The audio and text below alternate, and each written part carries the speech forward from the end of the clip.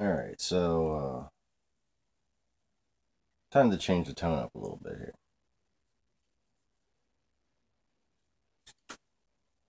Before I get into the relevant historical context, I'm going to, let me just warn you, I'm going to babble a bit, okay? But what I'm going to babble about is probably stuff you don't know.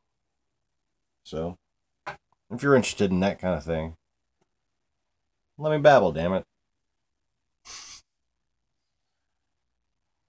Oh, okay, not off to a good start. Already ashed in my coffee, and that is even more annoying than babbling, I'm sure, and I do apologize for that. Is that an ash or a bug? Holy shit. That's what the fuck can I do what that is? Oh well. I'm gonna risk it and still drink the coffee.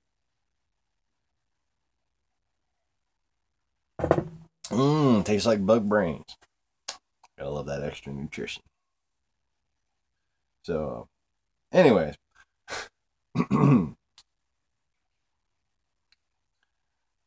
I wanted to talk about the Middle East and just like the world 2,000 years ago, the historical context of the whole thing. What people don't know is that the whole general area from Turkey, most of Greece, most of Europe, most of Asia, most of Africa was all settled by people who called themselves the children of Israel. And the only pagan converts that enter into history were the Latins and the sons of Heth. I mean, the men of the north. All right. Khazar. They don't want you to know what the hell to call them. There's not really anything you can call them. They're fucking Nephilim, whatever the hell you want to call them. I don't care. Whatever makes you happy. Can't be that bad. So, the Assyrians, and this is where history gets confused, okay? The Assyrians and the Babylonians and the Egyptians and the Europeans were different types of Hebrews, and they all had different interpretations of spirituality. They all had their different cultures. Okay, so to go and take a stereotypical Jew perspective or identity or whatever you want to call it, archetype, and try to apply that to history in order to define who was Jewish and who wasn't, you're just going about it all wrong. And that's the way the history that most people were taught has been derived. Um, I don't know why, but some of the main things that differentiated these people were some acknowledged the different faces of God, some acknowledged the different schisms within the Israelite community and the Old Kingdom, some acknowledged God and Goddess, and some focus more on Goddess than God. And let's just say the people that prevailed didn't like them very much. But aside from the Assyrians possibly secretly being like kind of Amazons, as fucking silly and crazy as that sounds, they're in there somewhere. And well, let's just say it goes back to through the Yazidis. It was a matriarchal Christianity after everything happened.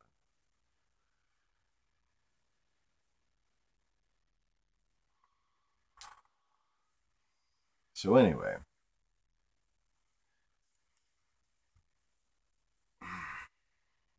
now to the relevant part, and I have some chicken scratch here that I'm gonna read if I can.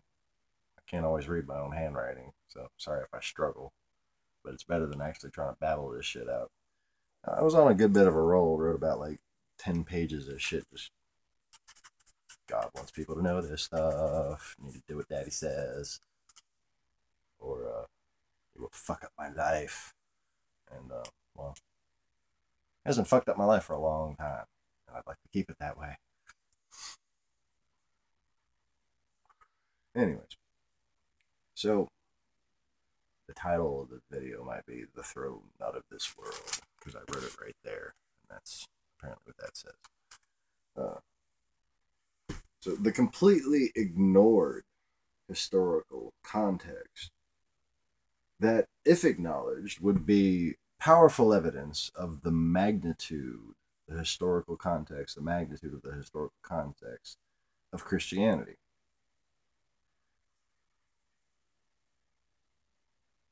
Is that there were many nations convening in Jerusalem at the time.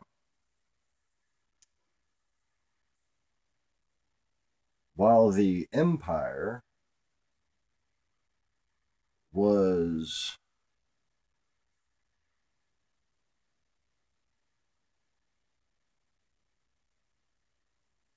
huh, well, basically the empire was being ruled by two opposing armies. Okay, one in the north, one in the south. And according to modern historical context, the southern was commanded by Mark Antony, the northern was commanded by Caesar Augustus. No, wait, that's Caesar. Caesar Octavian, excuse me. But the part that's left out of the historical context is the whole daughter of Alexandria thing.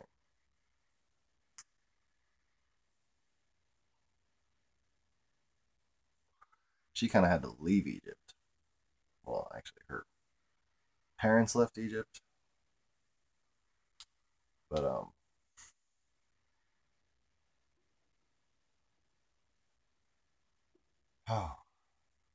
okay.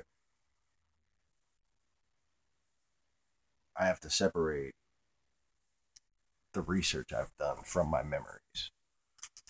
That's more difficult than anything because some of the research I've done is very close to my memories, but still just a little bit off, you know. But it helps to reference that research and explaining it in modern terms, you know, to be fucking understandable. Um, so basically, there was a great granddaughter of Alexander who, like Alexandra, which was Hermes, and she was actually hermaphrodite.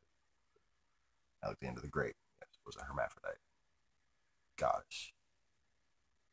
Not a nice one. But anyway, her great granddaughter was an incarnation of a good goddess. And she was a princess. And this all took place right after Caesar was murdered. Okay?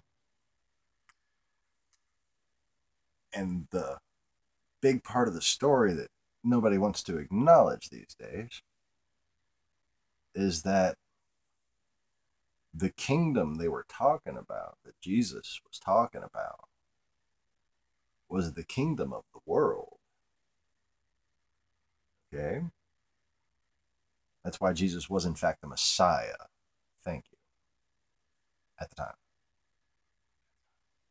Messiah. You can't have a Messiah these days. There's no Messiah these days. Messiah is not the word for anything that will happen now. Okay? Now. But 2,000 years ago,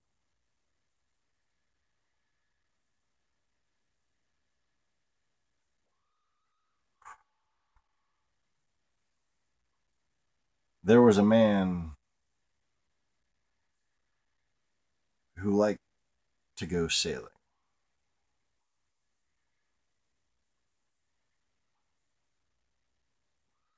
And a certain princess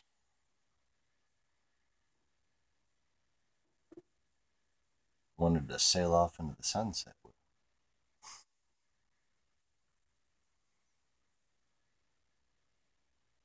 But they killed him.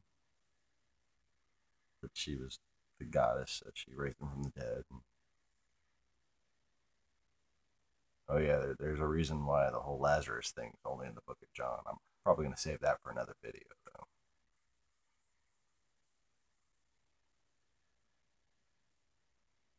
And there's this wedding that was supposed to happen. You know, for a king to be made, got to marry the princess. Problem was, there were people who didn't believe in his lineage or that he was the king of any land.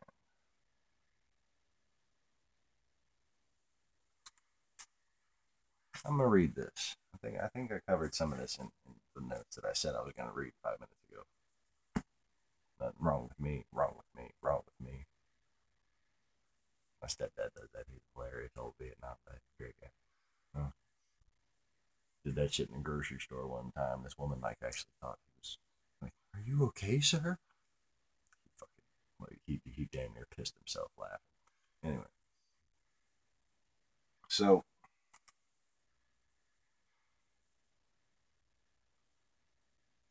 Caesar assassination. No, the Gauls. That's what I was just getting to.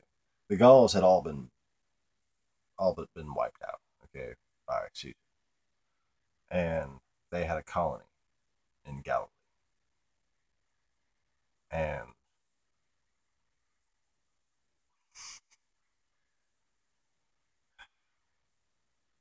badasses don't die. Okay, badasses don't die, especially the good badasses. Yeah, I'm an oxymoron. Um,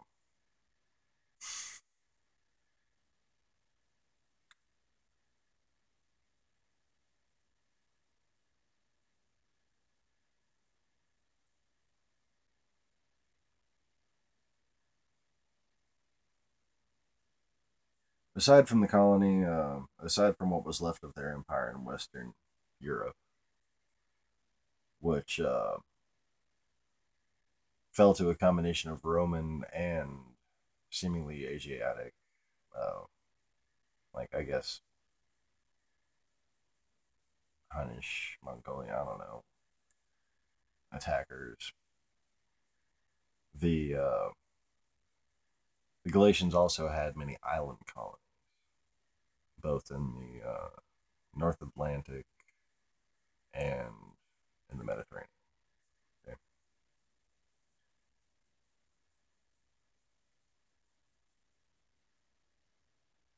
Um, those those island colonies are actually really important. Um, because one of the reasons why the Galatians were actually shunned by the Pharisees, especially um, sages and the scribes, was because according to the stuff that they had been writing down in Babylon, pagan Babylon, like before Assyria.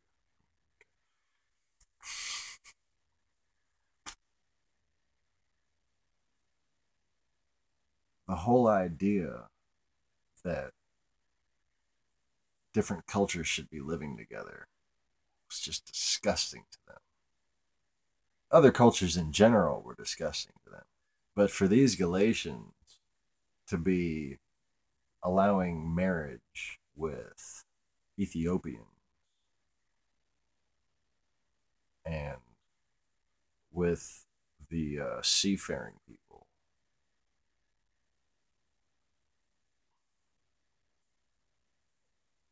they were shunned. Okay. That on top of the fact that technically that kingdom was, while somewhat incorporated into the empire, the actual legal body, according to Roman law at the time, had been dissolved. Okay. So the "my kingdom is not of this world" line meant three different things. First of all, interspersed on islands. Second of all, most of them are dead. Third of all, the known meaning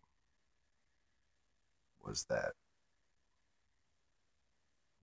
you're looking at an incarnation of the first being.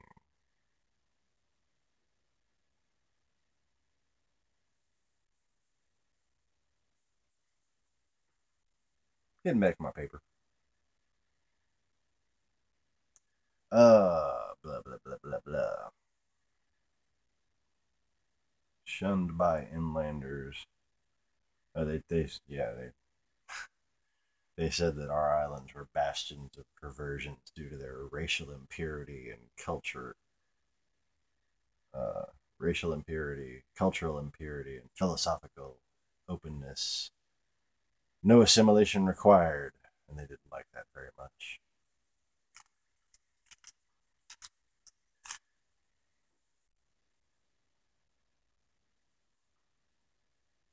Oh yeah, about the Galatians. They were a continuation of what might be called the Phoenicians, right? And by the time Gaul was around, the ships we built didn't sink. So you won't be finding many shipwrecks. They would survive fucking anything, all right? Especially anything at the time.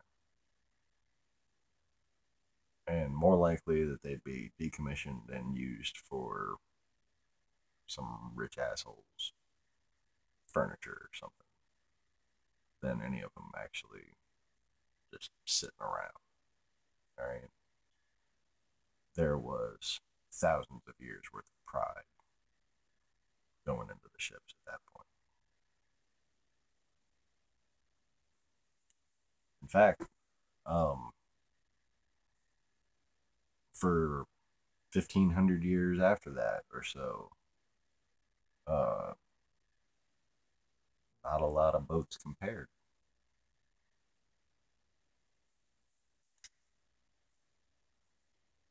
I'm not even convinced that it was that long ago, but I go with the time frame. I go with the time frame that everybody else has because I don't want to sound crazy or anything.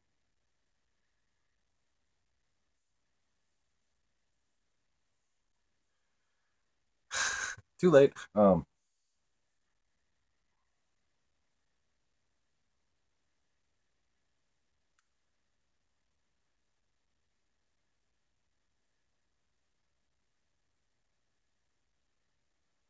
Yeah, well, pretty much covered everything then. So yeah, make a long story short, the big relevant part of the historical context that I think people should take note of, that has been used to dismiss any historical importance to the Messiah, Christ, when he came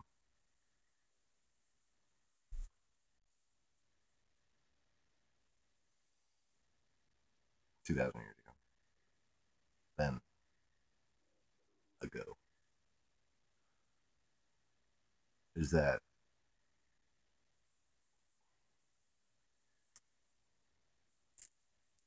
well, if you look on the new like the rabbis trying to debunk that Jesus was ever the Messiah, one of the big things they say is that there was no worldwide kingdom at the time. Well, there was, and oddly enough, it was in need of a new Kaiser. These are the facts. Make of them what you will. Peace.